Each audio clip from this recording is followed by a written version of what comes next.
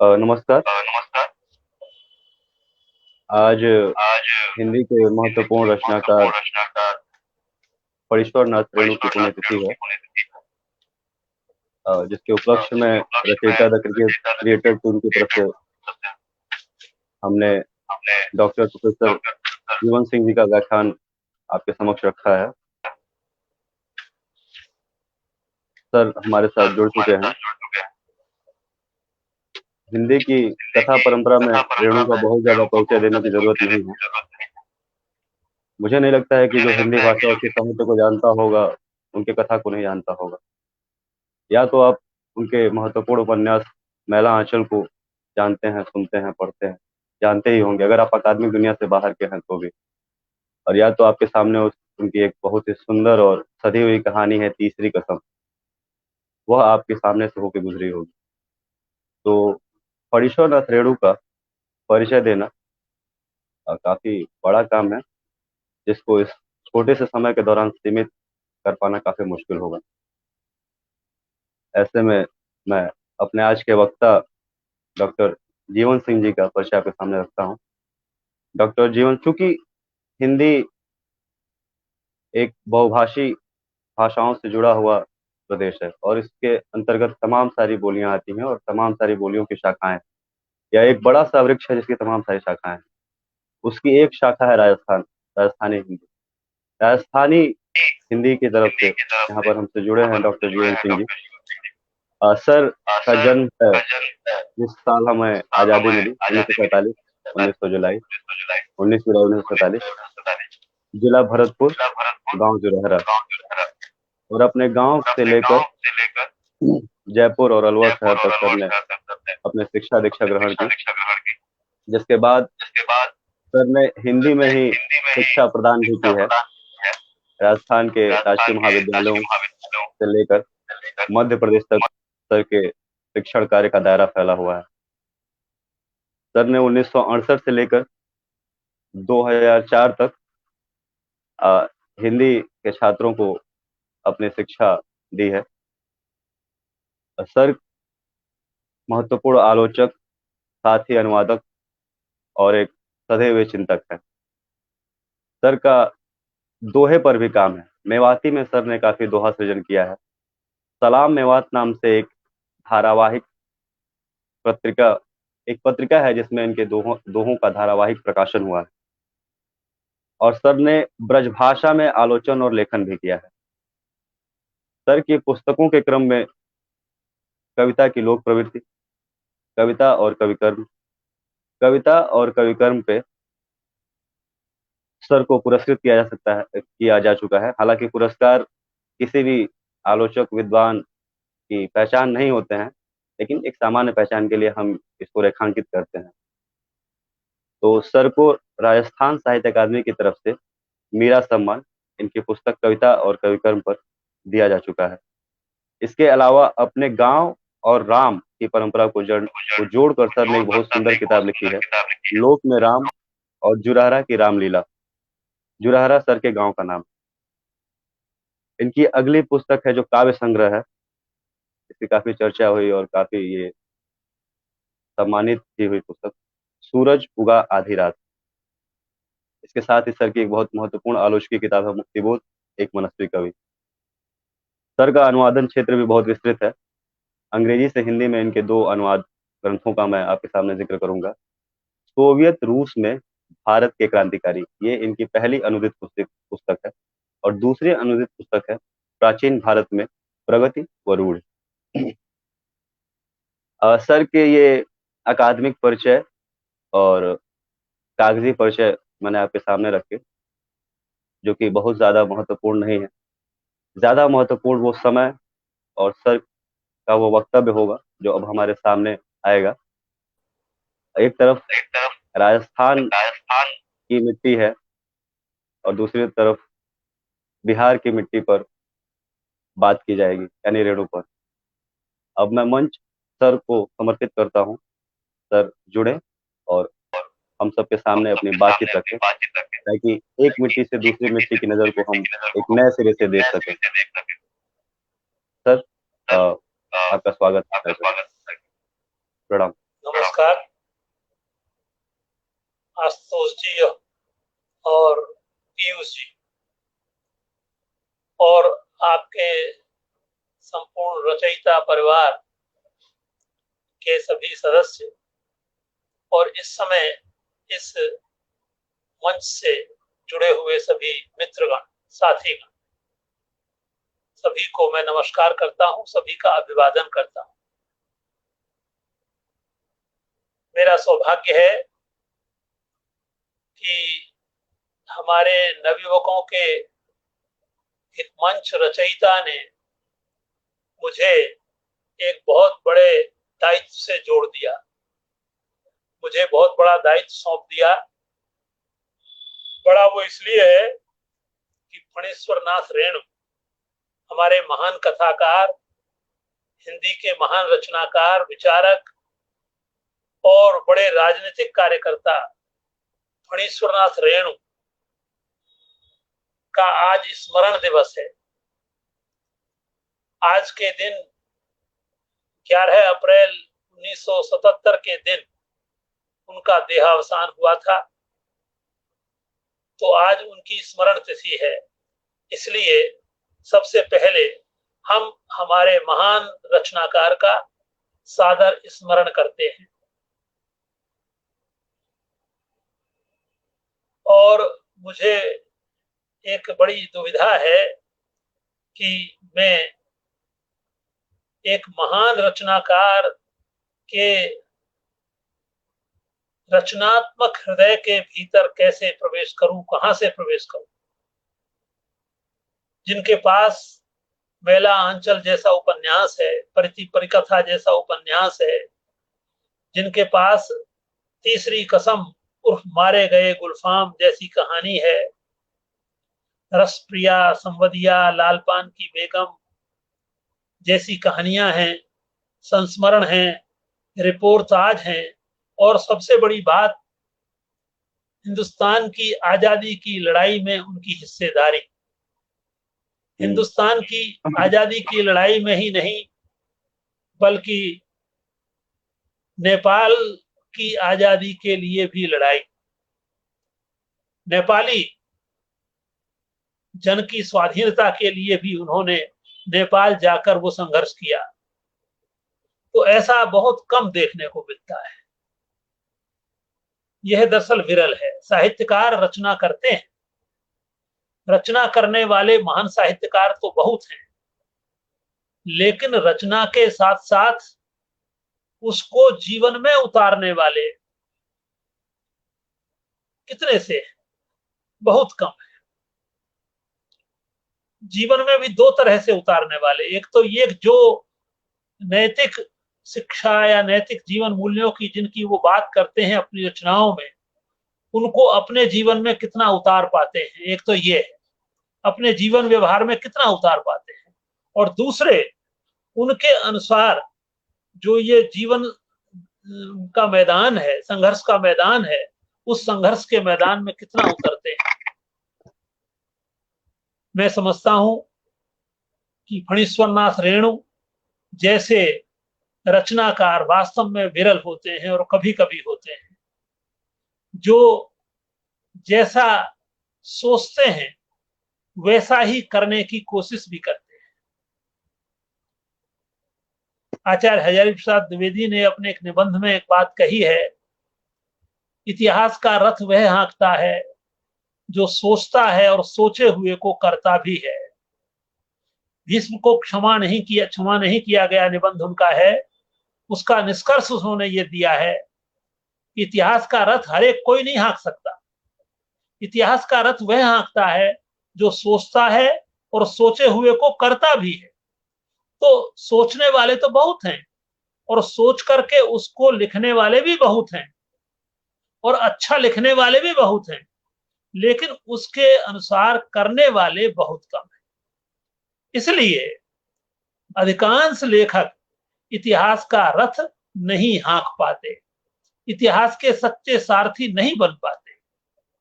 वो आधे अधूरे सारथी रहते हैं, क्योंकि वो केवल सोचते हैं और सोचने के अनुसार उतना कर नहीं पाते। करते भी हैं तो थोड़ा बहुत करते हैं, यहां तक कि अपने अपने आचरण तक को नहीं बदल पाते। ये बहुत बड़ा संकट होता है। इसलिए फणीश्वरनाथ रेणु को जब हम देखते हैं तो वो इतिहास का रथ हाँकने वाले सारथी हैं। वो केवल सोचते नहीं हैं, बल्कि सोचे हुए को करते भी हैं। वो स्वाधीनता आंदोलन के लिए जेल में भी जाते हैं। मतलब ये नहीं है कि हर एक व्यक्ति उस तरह से कर पाए, लेकिन वो करते हैं, इसलिए उनका महत्व ज्यादा है। और पहले उस राजनीति की सारी दुनिया को देख लेते हैं, उस जमीन को पहचान लेते हैं, उस जमीन का पूरा अनुभव कर लेते हैं। इसलिए फणीश्वरनाथ रेणु अलग तरह का साहित्य लिखते हैं। उनका साहित्य किसी परंपरा में नहीं है, उसकी अपनी परंपरा है। वो अपनी परंपरा स्वयं बनाते हैं। उनकी परंपरा अगर थोड़ी बहुत किसी से मिलती है तो वो केवल कुछ प्रेमचंद से मिलती है।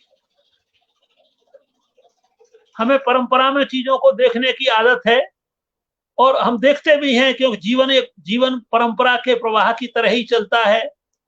पिता, पिता का पुत्र, पुत्र का फिर पुत्र, पुत्र का फिर पुत्र, इस तरह से एक चेन बनती है। इसी तरह से रचना जगत की भी एक चेन बनती है, एक श्रृंखला बनती है। तो हम उसमें परंपरा को ढूंढते हैं, लेकिन वो परंपरा वैसी नहीं होती जैसे पुत्र और पिता की होती है। वो तो आनुवंशिक होती है। साहित्य में आनुवंशिक परंपराएं नहीं होती, साहित्य में आनुवंशिक परंपराओं को तोड़ने वाली परंपराएं भी होती हैं। पहले से जो सोचा जा रहा है उसके विरुद्ध एक नई परंपरा शुरुआत करने वाली बात भी साहित्य में हुआ करती है। ये जरूरी नहीं है कि पहले से जो सोचा जा रहा है हम उसी को आगे बढ़ाएं। कई बार उस सोचे हुए में हम नई चीजें जोड़ देते हैं, और कई बार उसको बिल्कुल उलट देते हैं। जो पहले से सोचा जा रहा है उसको बिल्कुल उलट देते हैं। जैसे ये काम मगध से ही, बिहार से ही हुआ बहुत पहले, महात्मा बुद्ध ने किया। बुद्ध ने जो पहले से सोचा जा रहा था उपनिषदों में और वेदों में, उस सोच को उन्होंने बहुत उलट दिया था। बिल्कुल दूसरे तरह से एक जमीनी सोच पैदा कर दिया था। तो एक दूसरी परंपरा की शुरुआत कर दी थी। इस तरह से समाज केवल एक परंपरा से नहीं चलता है। जो बहुत विविध होता है उसमें विविध परंपराएं होती है। जहां विविध समाज होता है, जहां अनेकताएं होती हैं, उनके बीच चाहे एकता का सूत्र हो, लेकिन फिर भी अनेकताएं जहां होती हैं वहां अनेक परंपराएं भी होती हैं। तो ये प्रेमचंद की परंपरा में होते हुए भी फणीश्वरनाथ रेणु अपनी परंपरा की शुरुआत भी करते हैं। और वो किस रूप में करते हैं? वो इस रूप में करते हैं कि देश जब आजाद हो जाता है 1947 में, औपनिवेशिक सत्ता से देश को आजादी मिल जाती है, तो उनका जो जीवन की अवधि है, जो काल है, वह दो अवधियों में एक तरह से फैला हुआ है। एक तो स्वातंत्र पूर्व का काल, उनका 21 में जन्म हुआ और 25-26 साल के वो थे जब देश को आजादी मिली थी, और उसके बाद वो 30 साल और जीवित रहे आजाद भारत में। तो दो तरह का समय उन्होंने देखा। इसलिए उनकी रचनाओं में दोनों तरह का समय गुथा हुआ मिलता है। एक ही तरह का समय नहीं है वह दोनों तरह के समय चलते हैं। वो समय भी चलता है जब देश आजाद नहीं है, जब मार्टिन जैसे निलहे नील की खेती करने वाले अंग्रेज अपनी मेरी पत्नी के नाम पर मेरीगंज एक उस इलाके गांव का नाम रखते हैं। तो ये मेरीगंज जो गांव है, जो इसके केंद्र में है, वो अपने आप में एक औपनिवेशिक स्थिति को प्रकट करता है और उसको संकेत करता है। तो ये जो दो स्थितियों में फैला हुआ काल है, एक में जब स्वतंत्र भारत है, एक में पराधीन भारत है, तो उन दोनों का जो जोड़ है, दोनों के जोड़ पर वो मेला आंचल जैसा उपन्यास लिखते हैं। इसलिए दोनों तरह की स्थितियां उसमें मौजूद है। प्रेमचंद के यहां ये नहीं है। प्रेमचंद के यहां केवल औपनिवेशिक सत्ता से संघर्ष है। स्वाधीनता आंदोलन के आदर्श भी उनके यहां मौजूद है। स्वाधीनता आंदोलन के जीवन मूल्य उनकी रचना जगत में मौजूद है। इसलिए एक तरह का आदर्शवाद उनके यथार्थ पर हावी है। उनका यथार्थ बहुत बुनियादी है, क्योंकि उन्होंने भी किसान जीवन को पकड़ा है, देश के किसान जीवन को पकड़ा है। और उस किसान जीवन को जो उनके जमाने में, तो मैं समझता हूं 90% होगा प्रेमचंद के जमाने में, जिसका आधार, तो वो जो उनका समय है। और उस समय जो भारतीय जनता है, भारतीय जनता का ऊपर का वर्ग है, मध्य वर्ग है, किसान वर्ग है, वो सब अपने तरीके से औपनिवेशिक सत्ता से, अंग्रेजी सत्ता से लड़ते हुए नजर आते हैं, लड़ते और उसमें पिसते हुए दिखाई देते हैं। वो रंगभूमि में लड़ते हुए नजर आते हैं, वो प्रेमाश्रम जैसे उपन्यासों में लड़ता हुआ नजर आता है। लेकिन गोदान में वो आकर लड़ाई सी जैसे बंद कर देता है। वो लड़ाई फिर बाहर ही न रह करके केवल आंतरिक लड़ाई रह जाती है। तो प्रेमचंद भी अंत में आते आते जिस स्थिति का, जिस यथार्थ का बयान करते हैं, वो यथार्थ पहले जिस तरह का यथार्थ वर्णन वो चित्रण किया करते थे, उससे बिल्कुल अलग तरह का यथार्थ। इसमें ट्रेजेडी बहुत ज्यादा है। उसकी ट्रेजेडी, पहले वाली जो ट्रेजेडीज हैं उनके यहाँ, त्रासदियां हैं, वो बाहरी अधिक हैं और गोदान में आकर वो आंतरिक ज्यादा हो जाती है। तो मेरा कहने का मतलब केवल यह है, लेकिन प्रेमचंद के मन पर जो आदर्शवाद था, जो आदर्शवादी जीवन मूल्य थे, वो देश को आजादी मिलते ही उनकी परीक्षा होने लगती है। प्रेमचंद तो 1936 में चले गए थे, 11 साल पहले ही, देश को आजादी मिलने से 11 साल पहले ही प्रेमचंद इस दुनिया से महाप्रस्थान कर गए थे। फणीश्वर नाथ रेणु ने 30 साल अपने जीवन के बिताए थे और आजादी के आंदोलन में भाग लिया था, पहले 42 वाले में ही। 1942 का जो भारत छोड़ो आंदोलन है, उससे ही वो आंदोलन में कूद पड़े थे। और उसके बाद में भी, लेखन के बाद में भी, जब आगे चलकर 73-74 में जयप्रकाश नारायण का आंदोलन हुआ, तो उस आंदोलन में भी वो कूद पड़े थे, फणीश्वर नाथ रेणु। और उन्हीं दिनों में जब वो आपातकाल खत्म हुआ और देश में नई जनता पार्टी की सत्ता बन गई, उस समय उनका देहावसान हो गया था। तो उन्होंने बहुत तरह के उतार चढ़ाव देखे थे। इसलिए फणीश्वर नाथ रेणु के जमाने में जो सामाजिक यथार्थ था, वो बहुत बदल गया था। एक तो देश को आजादी मिल गई थी, और आजादी का मतलब यह है कि अंग्रेजों की जो सत्ता थी, जो क्रूर सत्ता थी, जो दमनकारी सत्ता थी, उससे थोड़ी राहत मिल गई थी। यद्यपि मशीनरी वही थी, मशीनरी में बहुत बड़ा बदलाव, कोई क्रांतिकारी बदलाव नहीं हुआ था, बस थोड़ा बदलाव हुआ था। क्रांतिकारी बदलाव और सामान्य बदलाव, दो तरह का बदलाव होता है। तो एक सत्ता का परिवर्तन, सत्ता बदल जाना, व्यक्तियों का बदल जाना, और कुछ नए संविधान का आ जाना। तो नए संविधान का आना बहुत बड़ा परिवर्तन था, जो 26 जनवरी 1950 से लागू हुआ। और 1950 के बाद हम देखते हैं जो परिस्थितियां हिंदुस्तान में बनती हैं, और परिस्थितियां तब बनती हैं जब पहला चुनाव होता है 1952 में। तो 1952 का चुनाव फणीश्वर नाथ रेणु ने बहुत नजदीक से देखा था, और ये अनुभव किया था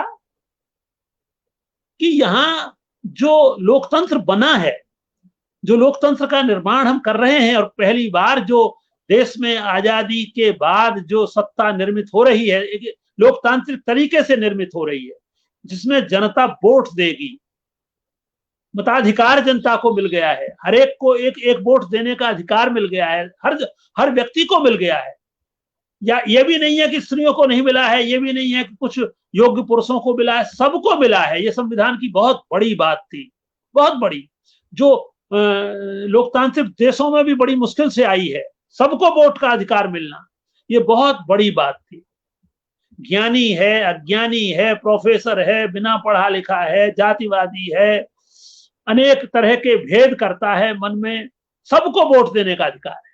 ये बहुत बड़ा परिवर्तन हुआ था। तो उस परिवर्तन को फणीश्वरनाथ रेणु देखते हैं, और उस 52 में जब चुनाव हुए होंगे तो चुनाव के दिनों में उन्होंने देखा होगा कि अनुभव किया हो बहुत नजदीक से कि हिंदुस्तान किस तरह से, हिंदुस्तान की जो सामाजिक संरचना है हजारों सालों की, वो सामाजिक संरचना राजनीति का निर्धारण करती है, सत्ता का निर्धारण करती है। सत्ता का निर्माण जब वोट से होता है तो वो वोट किस आधार पर यहाँ का मनुष्य यहाँ का देता है? क्या वोटर को ये पता है कि देश में एक संविधान बन गया है और उस संविधान में सेकुलरिज्म, धर्मनिरपेक्षता उसका एक वैल्यू है, एक सिस्टम है उसका। निरपेक्षता एक उसकी एक खास विशेषता है, चीजों को निरपेक्ष होकर सोचना, केवल एक इंसान के रूप में सोचना, ये संविधान निर्माताओं की कोशिश थी।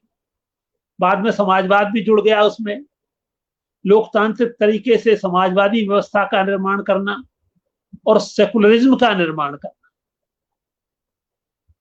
तो सेकुलरिज्म के आधार पर, यानी सेकुलरिज्म का मतलब है यहां अनेक जातियां रहती हैं, हिंदुस्तान में अनेक भाषाएं बोली जाती हैं, हिंदुस्तान की अनेक दिशाओं में अनेक तरह के सामाजिक समूह निवास करते हैं, हिंदुस्तान में अनेक धर्मों के लोग सदियों से रहते हैं एक साथ। हिंदू भी रहते हैं, मुसलमान भी रहते हैं, ईसाई भी रहते हैं, सिख भी रहते हैं, बौद्ध भी रहते हैं, जैन भी रहते हैं, ये सब रहते हैं और सब मिलजुल कर सदियों से रहते हैं। तो ये जो महासागर है मानवता का, इस मानवता के महासागर के लिए निरपेक्षता का भाव बहुत जरूरी है अगर लोकतंत्र लाना है तो। ये हमारे संविधान निर्माताओं के मन में था। तो मैं समझता हूं ये जब पहला चुनाव हुआ तभी ये नहीं हुआ होगा, यही टूट गया होगा। चुनाव निरपेक्ष होकर न होकर के सापेक्ष होकर हुआ। सापेक्षता किस बात की थी? सापेक्षता थी जातियों की, धर्म की भी रही होगी, धर्म सापेक्ष भी रहा होगा, ऐसा नहीं है। 1952 में जब पहला चुनाव हुआ होगा तो वो जाति सापेक्ष भी हुआ और धर्म सापेक्ष भी हुआ। क्यों धर्म सापेक्ष? तो इसलिए भी हुआ होगा कि 1947 में विभाजन हो गया था देश का, इस्लाम धर्म के आधार पर एक अलग देश बन गया था पाकिस्तान, और एक सेकुलर देश रह गया था। हमारे जो स्वाधीनता सेनानी थे उन्होंने बहुत बड़ी तपस्या की थी और जो आधुनिक लोकतंत्र हैं दुनिया के, उस आधुनिक लोकतंत्रों के आधार पर निर्णय लिया था सेकुलर लोकतंत्र का।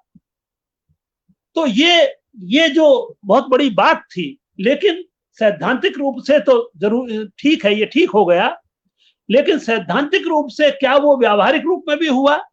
तो व्यावहारिक रूप में तो मित्रों वो नहीं हो पाया।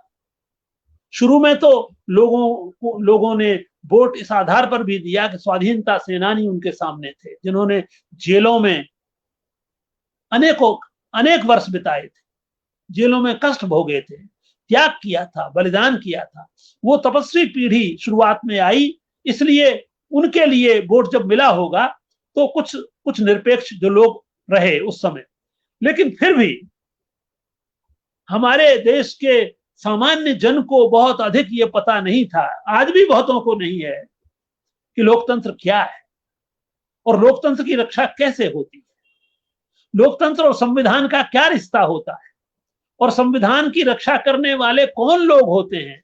केवल वोटर ही होता है या कुछ संस्थाएं भी होती हैं? लोकतंत्र की रक्षा के लिए कुछ संस्थाएं भी निर्मित की गई, जैसे पार्लियामेंट मान लीजिए बनाई, कार्यपालिका बनाई तो एक सुप्रीम कोर्ट बनाया, एक न्यायपालिका बनाई पूरी, और उस न्यायपालिका की नजर न्याय के लिए, न्याय के प्रति प्रतिबद्ध वो होता था। और न्याय के प्रति प्रतिबद्धता का मतलब है कि संविधान के अनुसार जो कर्तव्य दिए गए हैं, जो अधिकार दिए गए हैं, उनका पालन सत्ता कर रही है या नहीं, जनता कर रही है या नहीं, ताकतवर वर्ग कर रहा है या नहीं। तो ये सब उस समय हुआ। लेकिन मित्रों, आज जहां हिंदुस्तान आ खड़ा हुआ है वहां एक बहुत चुनौतीपूर्ण बात है। और जहां आ खड़ा हुआ है हम देख रहे हैं कि धीरे धीरे धीरे धीरे एक तरह से बहुसंख्यकवाद में चीजें बदलती जा रही हैं, बदल गई है। और वो बहुसंख्यकवाद धर्म के आधार पर तय हुआ है। तो सबसे ज्यादा जो संकट में है, सबसे ज्यादा संविधान का जो प्रमुख पक्ष संकट में इस समय है, वो है सेकुलरिज्म। और सेकुलरिज्म जब संकट में होता है तो लोकतंत्र भी संकट में होता है। इसलिए जब हम फणीश्वरनाथ रेणु की रचनाओं पर विचार करते हैं, खासतौर से मेला आंचल पर, तो उनका सबसे प्रसिद्ध उपन्यास यही है और सबसे महत्वपूर्ण भी यही है। सबसे महत्वपूर्ण ये अकेला ही अगर रहता है तो फणीश्वरनाथ रेणु की अमरता कहीं नहीं जाने वाली है। अकेले इस मेला आंचल उपन्यास ने ही उनको अमर कर दिया है। तीसरी कसम, रसप्रिया, ये कहानियां तो हैं ही, लेकिन ये अकेला उपन्यास एक बहुत अलग तरह का अनूठा उपन्यास है, बहुत अलग तरह का। और केवल किसी किताब पढ़कर के यथार्थवाद का चित्रण इसमें नहीं है। किताब पढ़कर, बहुत से लोग पुस्तक पढ़कर के, यथार्थवाद की पुस्तकें पढ़कर के यथार्थवाद की व्याख्या करने लगते हैं, उसका चित्रण कर सकते हैं, उसकी बातों को ले आते हैं। लेकिन इस रूप में ये प्रेमचंद से मिलता है कि ये जमीन से जुड़कर लिखा हुआ उपन्यास,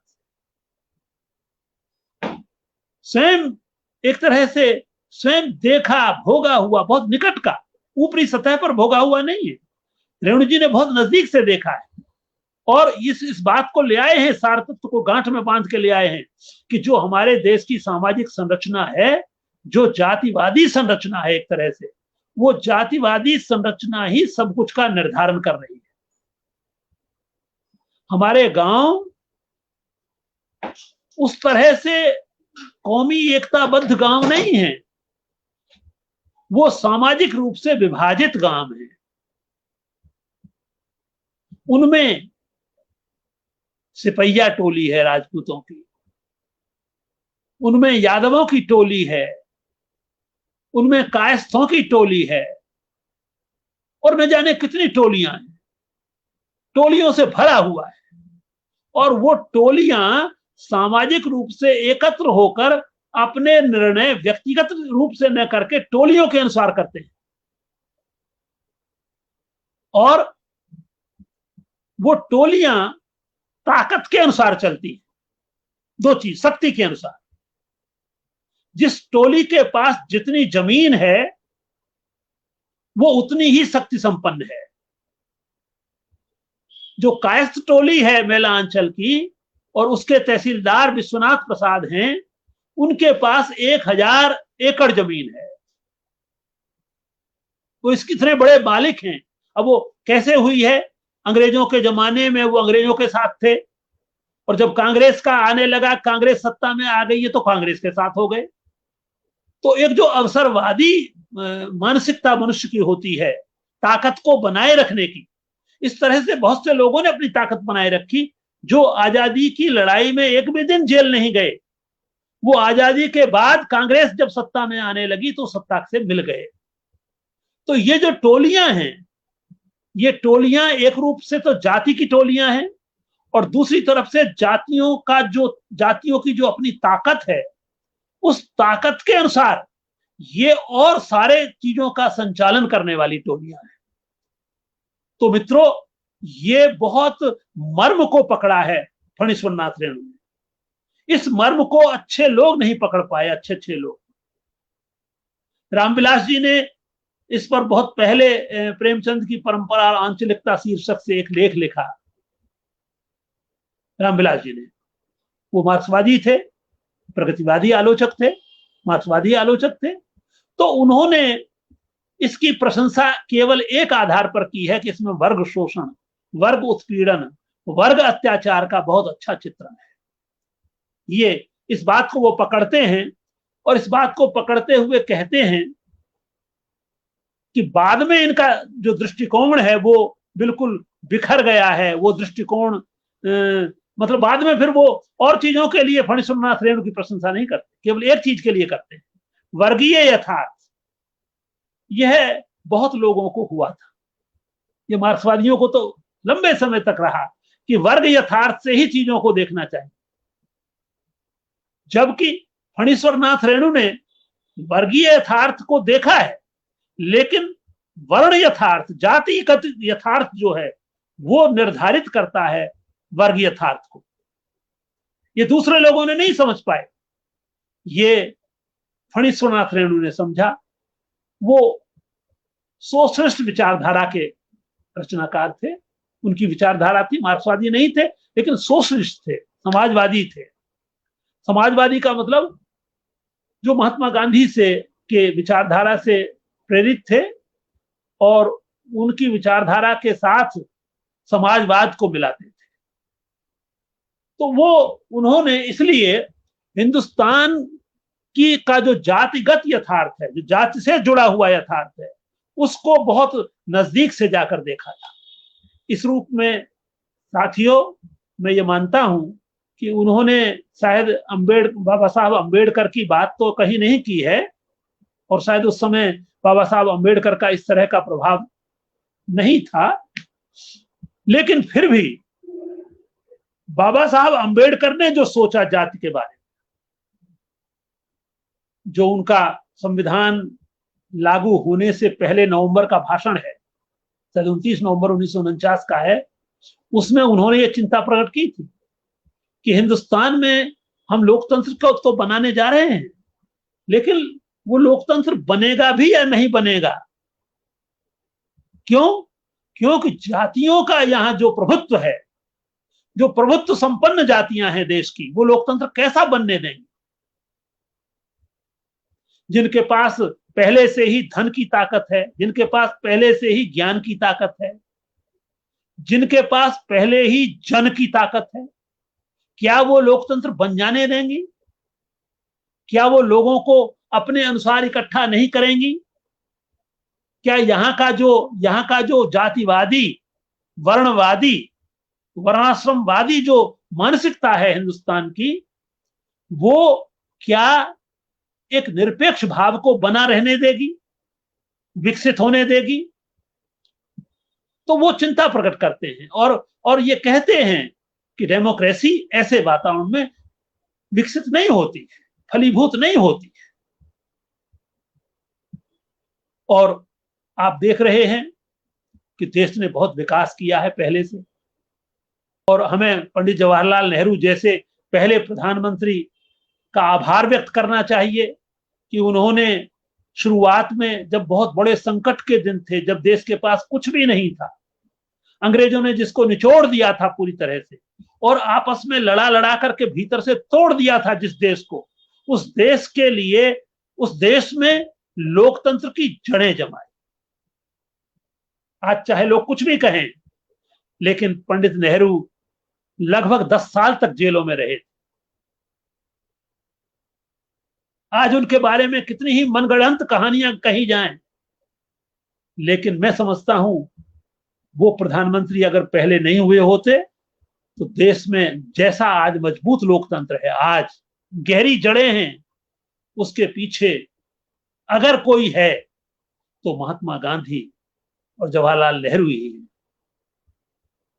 और जवाहरलाल नेहरू चूंकि 17 साल तक प्राइम मिनिस्टर रहे, 47 से 64 में उनकी मृत्यु हुई, और उस अवस्था में उन्होंने कितनी मुश्किलों से, जब देश में सांप्रदायिकता का बहुत विकट माहौल हो, सांप्रदायिकता की जब आग लगी हुई हो पूरे देश में, उस समय धर्मनिरपेक्ष सेकुलर तरीके का संविधान लागू करना, मैं समझता हूं आज की परिस्थितियों में तो वो संभव नहीं था। आज जैसी परिस्थितियां देश में बन गई हैं। ये नेहरू का ही कद था, उनका ही त्याग था, उनका ही चिंतन था, उनकी ही आधुनिक वैज्ञानिक दृष्टि थी कि देश में लोकतंत्र की जड़ें जम गई। हमारे बगल में पाकिस्तान था, पाकिस्तान में आज तक लोकतंत्र की जड़ें नहीं जमी, आज तक। अभी आप देख रहे हैं वहां प्राइम मिनिस्टर अविश्वास प्रस्ताव को लाते हुए भी अविश्वास प्रस्ताव को खारिज कर देता है। इस तरह कोई लोकतंत्र चलता है? सेना का जहां दबदबा है, आप कल्पना की, आप तुलना कीजिए हिंदुस्तान की। हिंदुस्तान ने सेकुलरिज्म अपनाकर ही अपनी लोकतंत्र की जड़ें गहरी की हैं। ये अलग बात है कि उनको आज चुनौती मिली हुई है, लेकिन हमें इस बारे में फिर से सोचना होगा कि हमारा जो जातिवादी हमारी सामूहिकता है, हमारी जो सांप्रदायिक सामूहिकता बन रही है धीरे धीरे, ये बहुत खतरनाक है लोकतंत्र के लिए। सांप्रदायिक सामूहिकता पैदा करना, मुसलमान का मुसलमान हो जाना, हिंदू का हिंदू हो जाना, ये लोकतंत्र के लिए बहुत खतरनाक होता है। लोकतंत्र में इंसानियत का विकास होना चाहिए।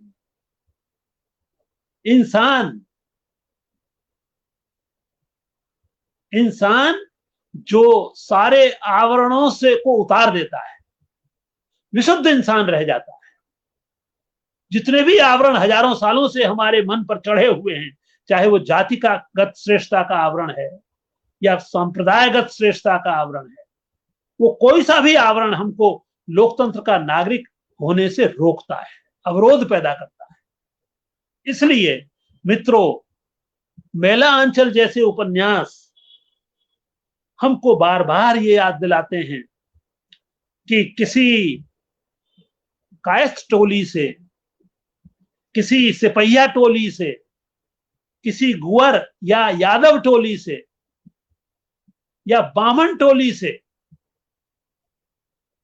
राजनीति और लोकतंत्र,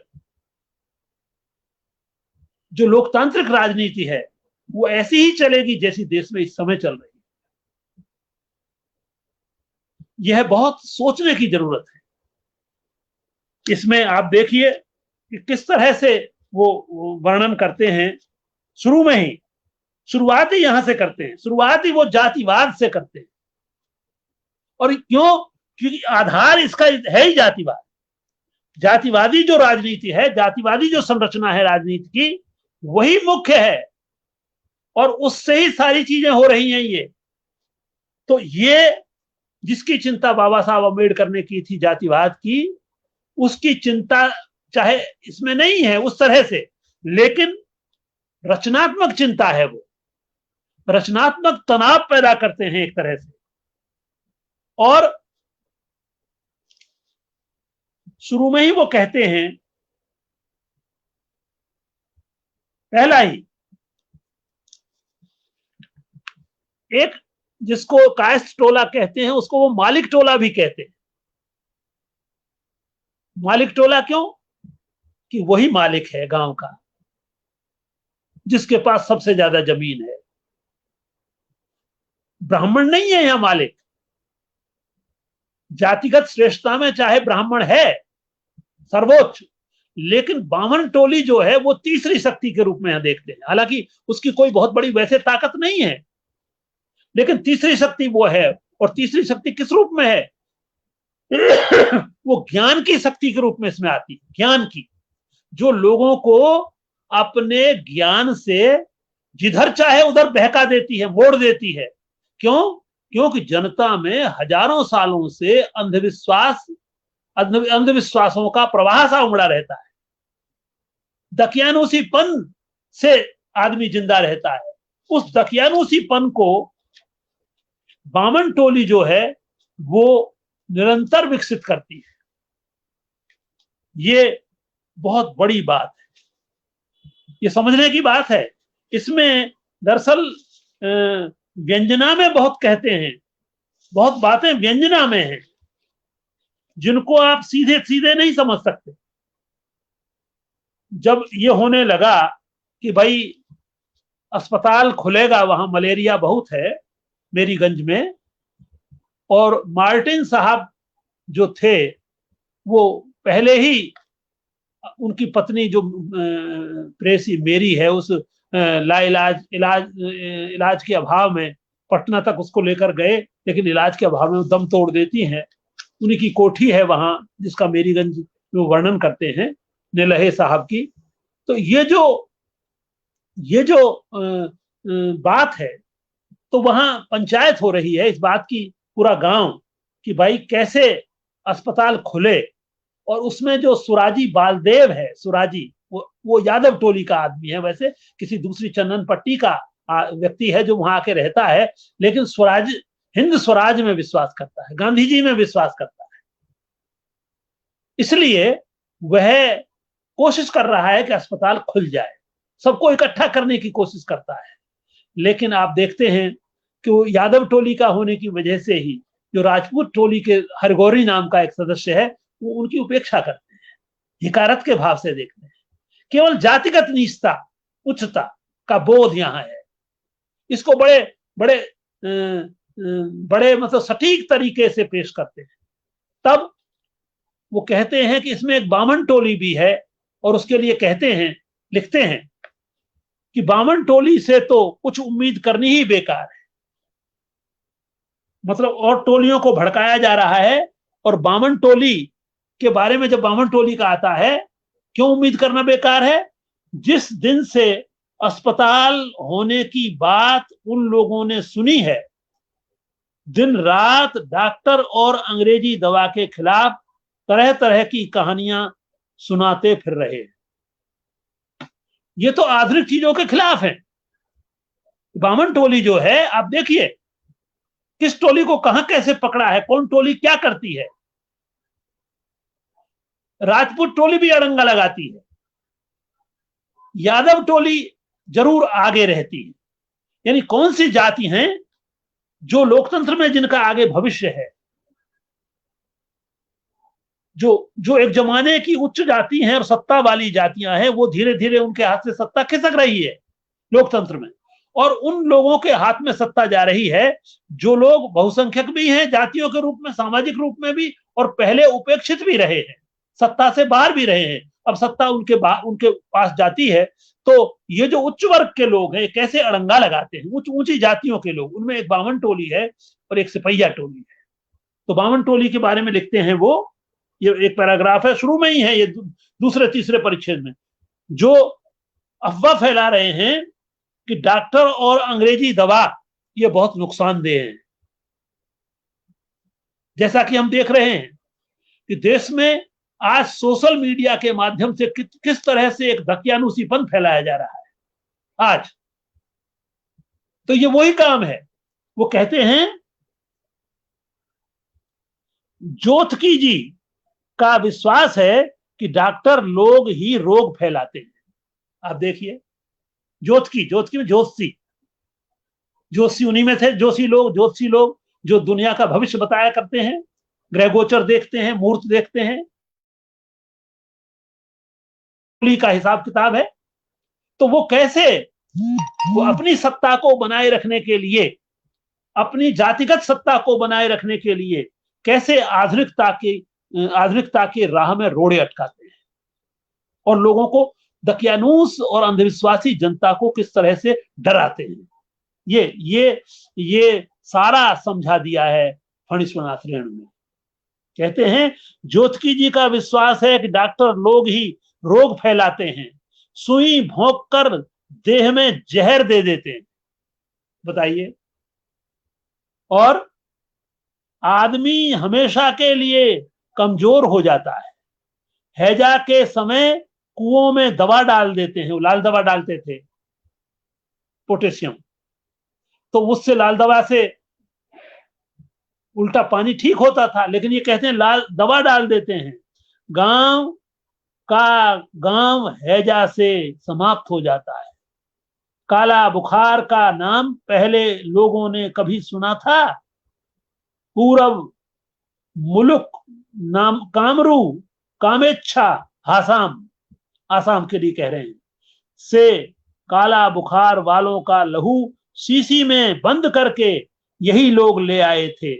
आजकल घर घर काला बुखार फैल गया है। इसके अलावा विषैली दवा में गाय का खून मिला रहता है। अब गाय का खून आप देखिए, गाय पर आ गया आखिर में। ये क्या है? ये कौन सी धारा है भारतवर्ष में जो लोकतंत्र के मार्ग में बाधक बनती है, जो अंधविश्वास को बढ़ावा देती है? यह जो धारा है, इस धारा के बारे में इस उपन्यास में बहुत तरीके से और कैसे आंदोलन बढ़ता है, कैसे चीजें आगे जाती हैं, ये पूरी कथा विस्तार से इसमें कही गई है। तो ये डॉक्टर प्रशांत हैं, तहसीलदार की बेटी कमली है, उनका प्रेम आपस में है और बहुत बहुत बड़ा फलक है। वो ये कथा एक कहानी नहीं है, ये एक तरह से कथाओं का छोटा सा सागर है।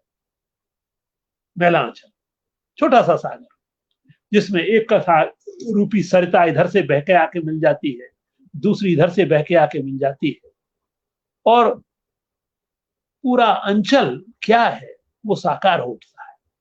दूसरी जो महत्वपूर्ण बात है वो है जिंदगी का रस। रेणु जिंदगी का में रस जो मिला हुआ है, उस रस को पिलाते हैं अपने पाठक को, उसका रसपान कराते हैं।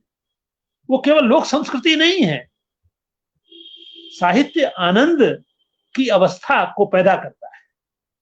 आचार्य रामचंद्र शुक्ल ने तो दो तरह की अवस्थाएं मानी है साहित्य में। आनंदावस्था दो तरह की है, एक सिद्धावस्था और एक साधनावस्था।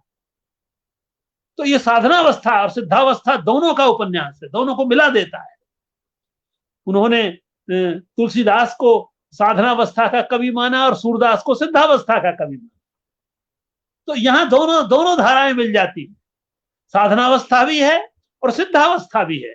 जब लोक संगीत, मैं समझता हूं हिंदी साहित्य में लोक संगीत का इतना बड़ा गायक साहित्य में रेणु के अलावा शायद कोई। लोक संगीत की ऐसी गहरी पैठ कि जो रसूलन बाई की ठुमरी कहां जाकर फट जाती है ऊंचाई अपने उस पर, और फट करके कैसी हो जाती है, वो कैसी अपनी ठुमरी को मनोहर बना देती है फटी हुई आवाज भी। इतनी गहराई से चीजों को समझते थे। और मैं समझता हूं जिसने संगीत नहीं समझा है वो साहित्य को बहुत अधूरा मानता है, समझता है। संगीत के बिना साहित्य नहीं है। निराला इसलिए महान है कविता में कि निराला के यहां कविता के साथ संगीत भी जुड़ा हुआ है। संगीत ने उनकी कविता को और प्राणवंत बना दिया है। इसी तरह से लोक संगीत ने, कितना संगीत है इनकी उसमें, वो तो अलग से विवेचन का विषय है। कितने तरह के वाद्य यंत्र हैं जिनका प्रयोग फणीश्वरनाथ रेणु करते हैं। तो जिंदगी का जो रस है वो मानो हमको निचोड़ करके पिला रहे हैं। चाहे तीसरी कसम कहानी में है, चाहे रसप्रिया कहानी में है, पूरा रस पिलाते हैं। नीरस नहीं है उनका साहित्य, नीरसता का साहित्य नहीं है। उसको नेमिचंद्र जैन तो जीवन का सौरभ कहते हैं, जीवन की एक सुगंधी है।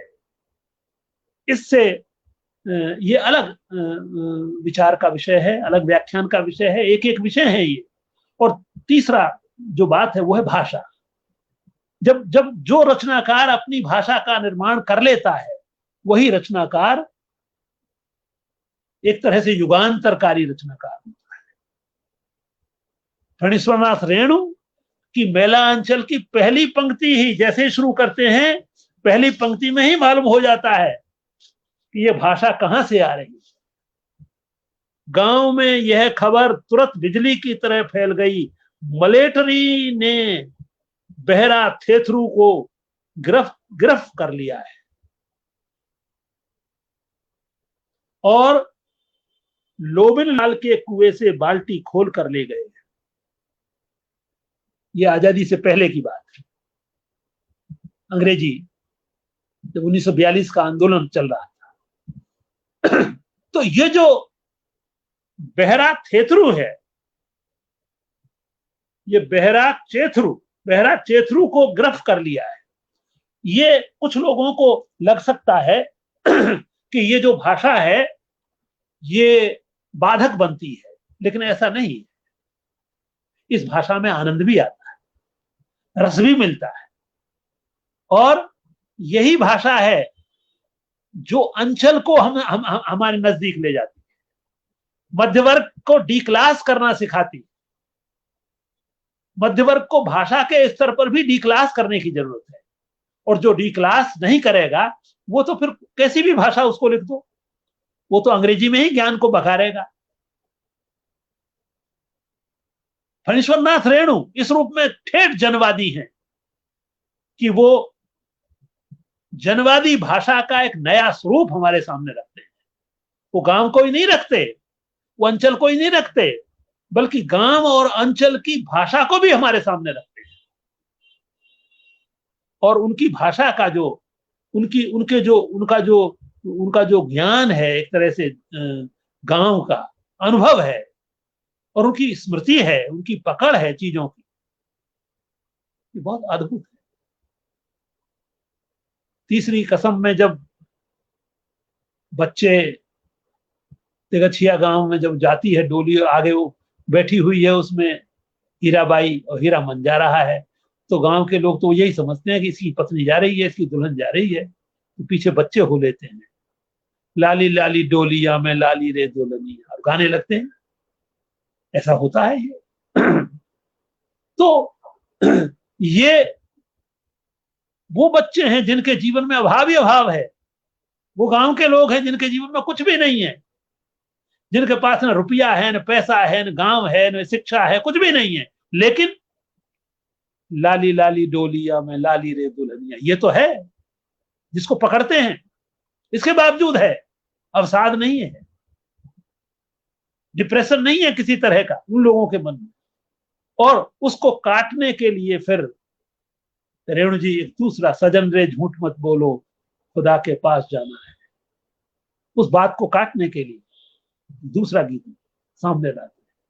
तो ये जो उनकी जो रचना प्रक्रिया है, पूरी उनकी जो संरचना है, वो बिल्कुल अलग तरह की है। इसलिए फणीश्वर नाथ रेणु के जो उपन्यास हैं, जो उनका कथा साहित्य है, वो मैं समझता हूं बहुत बुनियादी चीजों को पकड़ने वाला साहित्य है।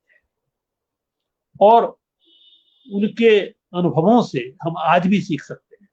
उन्हें सीखा नहीं है, बेला आंचल की सीख को अगर पहले से ही सोच लिया जाता और जाति संरचना, सामाजिक संरचना के बारे में बहुत गहराई से हमारी शिक्षा पद्धति में, जीवन पद्धतियों में उसका समावेश किया जाता। हालांकि जाति की संरचना बहुत जटिल मामला है, ये कोई सामान्य मामला नहीं है। यह अब तो खून में जैसे मिल गया है लोगों के, लेकिन जो सच्चाई है वो है। पूरे उपन्यास की शुरुआत ही आगे तक, जब मठ में भोजन का वो अस्पताल के बन जाने के बाद जब मठ में भोजन की बात होती है, तो आप अंदाजा लगाइए कि किस तरह से जो जातियां हैं वो भोजन से के बारे में निर्णय करती है। बामन टोली कुछ अलग निर्णय करती है, राजपूत टोली कुछ अलग निर्णय करती है। कौन किसके पास क्या खाना बैठ करके खाएगा, कौन किस पंगत में नहीं खाएगा, ये जो अंदर की जो बात है, गहरी बात, वो ऊपरी आवरण डालने से ठीक नहीं हो सकती। उसके बारे में हमको विचार ही करना पड़ेगा, और ऐसे ही विचार करना पड़ेगा जैसे फणीश्वर नाथ रेणु ने किया है। मैं समझता हूँ समय हो रहा है, मुझे जो समय दिया था उससे मैं ज्यादा बोल चुका हूँ। मैं बहुत बहुत फिर धन्यवाद देता हूँ। और ये अनंत है, इस पर हम कितना ही विचार कर सकते हैं, एक एक चीज पर विचार कर सकते हैं। मैं फिर धन्यवाद देता हूँ कि मुझे रचयिता मंच ने ये अवसर दिया। बहुत बहुत धन्यवाद सर, आपका बहुत ज्यादा धन्यवाद। पीयूष, मुझे आवाज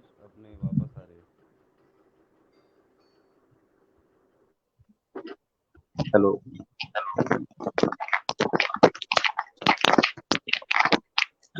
सर आपका बहुत ज्यादा धन्यवाद।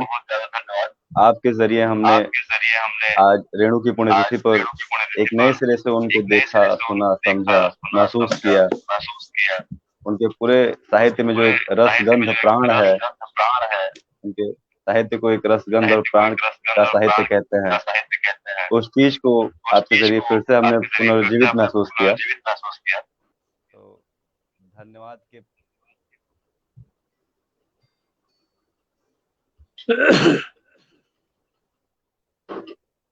तो धन्यवाद तो हमारी तरफ से आपका है सर।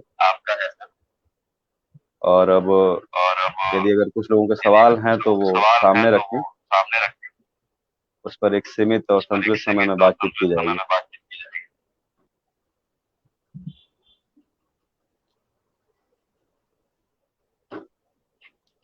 Hello hello. कोई सवाल नहीं आया है, तो आप अपने सवाल अगर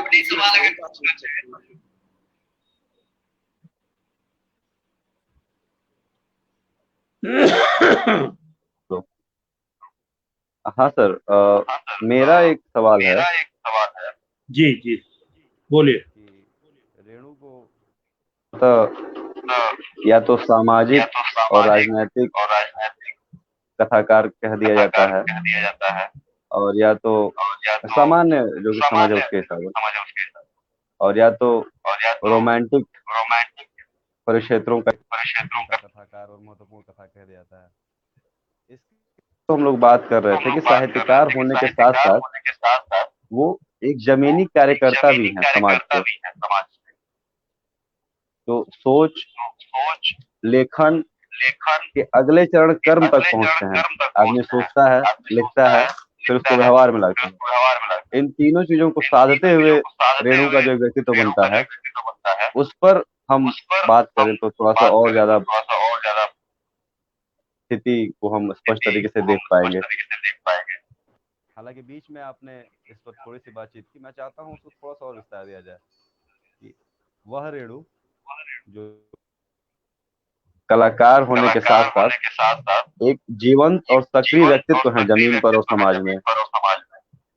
तो इन दोनों के बीच जो अंतर संबंध है, इन दोनों व्यक्तित्वों के बीच जो अंतर संबंध है, उसे आप रेखांकित करें तो बहुत बेहतर होगा।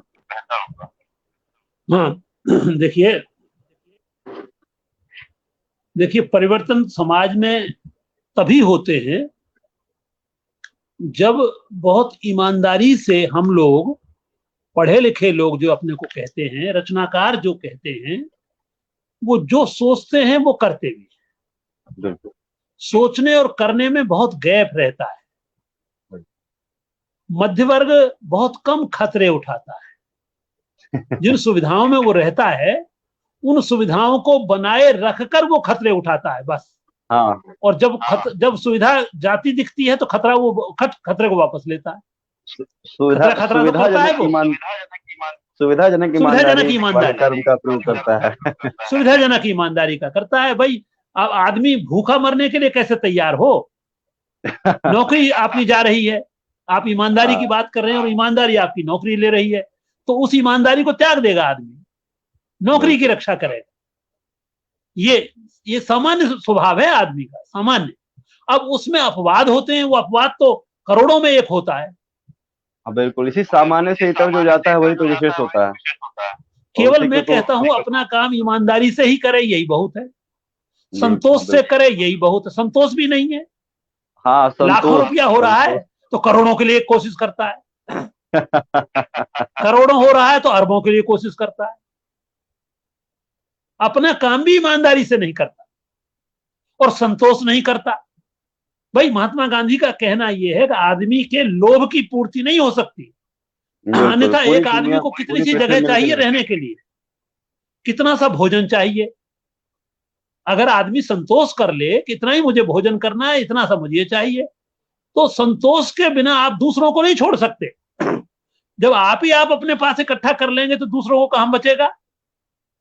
दूसरों के लिए आपको स्वयं को छोड़ना पड़ेगा, और केवल एक ही चीज में नहीं, जिंदगी भर आप एक ही एक चीज को इकट्ठा करते रहे, संचित करते रहे, धन, जैसा कि पूंजीवाद कराता है। पूंजीवाद का सबसे बड़ा संकट यह है कि पूंजीवाद आदमी को एक तो आदमी नहीं रहने देता, और दूसरों के लिए सोचना बंद कर देता है। साहित्यकार दूसरों के लिए सोचवाता है, इसलिए साहित्यकार से ये उम्मीद होती है कि भाई जब दूसरों के लिए आप सोचते हैं तो दूसरों के लिए आप कुछ छोड़िए भी, कुछ काम भी कीजिए, कुछ सही तरीके से सोचिए, गलत चीजों को रोकिए। तो ये सवाल बहुत बड़ा है, और ये सवाल जैसे जैसे पूंजीवाद विकास होता है, ये बहुत बहुत बहुत मतलब एक तरह से संकट बड़ा होता चला जाता है। तो पहले शुक्ल जी पुराने वाली बात आदमी हो जाती है, पुराने कहते हैं कि आदमी जैसे जी, पुराने आदमी कम खर्च में रह लेते थे, लेकिन नया आदमी कम खर्च में नहीं रहता है। नया आदमी रेल में भी नहीं जाता, वायुयान में जाता है, हवाई जहाज में जाने की कोशिश करता है। तो इन सब चीजों में तो पैसा लगता है, और पैसा लगता है तो पैसा कहां से आता है, ये सवाल उठता है। तो ये इसलिए रेणु जैसा साहित्यकार बहुत विरल होता है, बहुत मुश्किल होता है। रेणु जैसे साहित्यकार कहाँ होते हैं? तो रेणु, निराला, हाँ, रेणु, निराला, ये पहले तो होते थे, भक्ति काल में तो होते थे।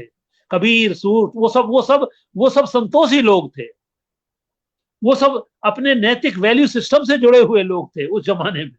लेकिन अब वो जमाना तो बीत गया, अब तो पूंजीवाद का जमाना तो था नहीं वहां।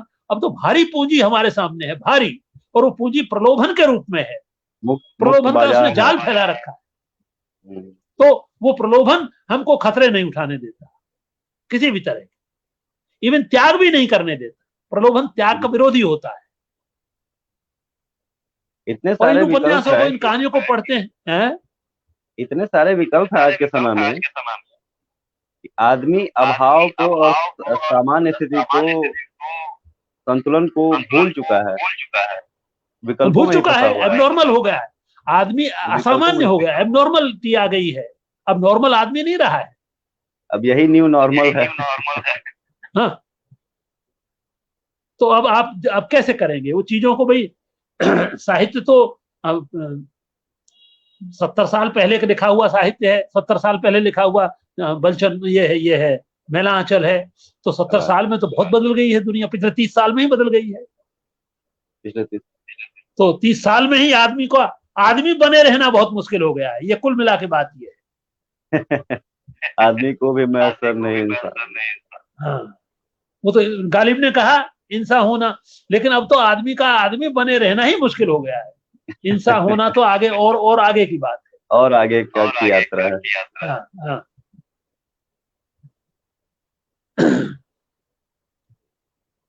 पीयूष,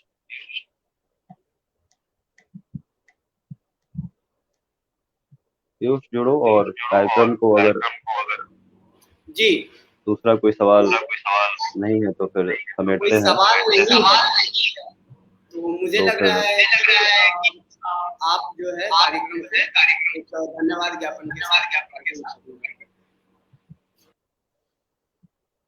तो आज के इस कार्यक्रम के सभी श्रोताओं के साथ सबसे पहले उनका धन्यवाद, जिन्होंने इस सेकंड और पल पल वाले समय में, जीने वाले समय में अपना समय दिया, जुड़े, अपने साहित्य, अपनी परंपरा और अपने श्रेष्ठ विद्वानों को सुना, उनके नजरिए को देखा कि हमारा पिछला समय कैसा था, हमारा पिछला साहित्य कैसा था, उसके एक मजबूत स्तंभ रेणु का जो रचना संसार है वो कैसा है, सब कुछ आपने देखा, समझा।